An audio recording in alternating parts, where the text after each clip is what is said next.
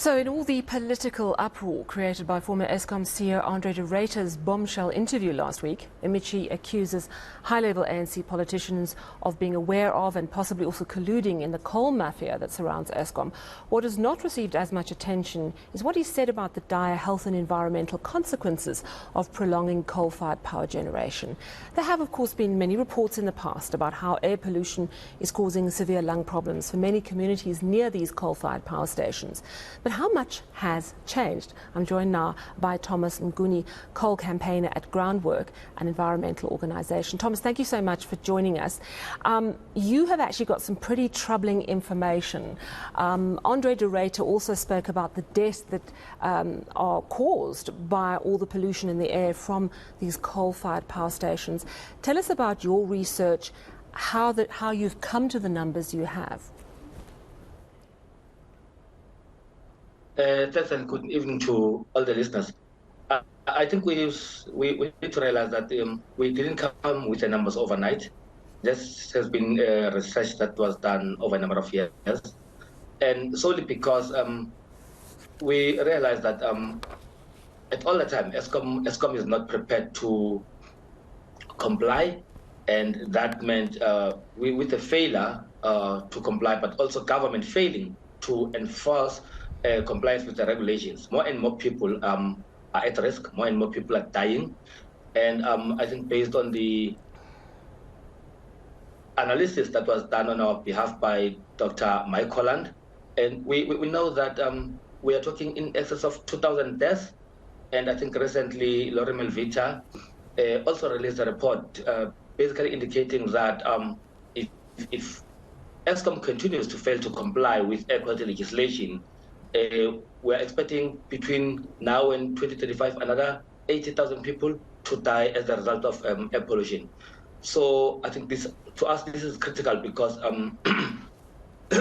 people's rights are being violated, and it's clear that government is not taking that in a very serious light.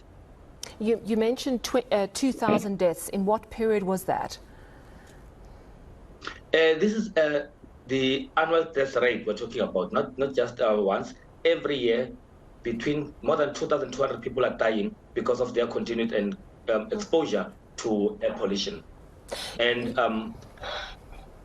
given the fact that... I just want to ask you a little bit about how, I mean, you know, Andre de Ruyter has acknowledged that, but I just want to understand how clear a medical link there has been made, how strong is the case, because obviously it's going to get to a point where surely Eskom is going to get sued quite comprehensively in a class action case.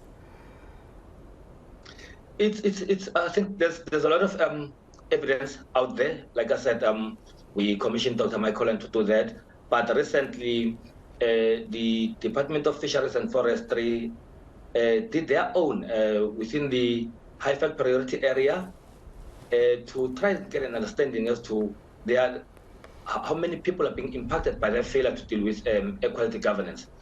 And I think just a week or two ago, we also had a research which was basically looking into what kind of positive health impacts will come out if Eskom is compliant. So it's without any doubt, there's enough information in the public domain that links Eskom directly with people's poor health and the high levels of pollution in the Highveld and other areas. We also know, though, that we have a massive problem of a lack of power. We're being told that even though we've committed to a just energy transition, we're going to rely on coal for a lot longer. Do you believe that the very real health problems created around coal burning power stations have been sidelined over this national crisis around power? I think we need to be careful because we cannot sideline health issues. I mean, we're talking about a basic human right. And if you would recall, last year in May, we got a judgment wherein the court confirmed that the current levels of pollution are in direct violation of our basic human rights, which is Section 24 of our Constitution, which speaks about how the environment should not be harmful to our health or well-being. So whatever decision the government needs to take right now, irrespective of the energy crisis, which we need to note, it's something ESCOM created. It's not new. ESCOM created this energy crisis. But we also know that ESCOM was supposed to have started planning to comply with legislation way back. This is nothing new.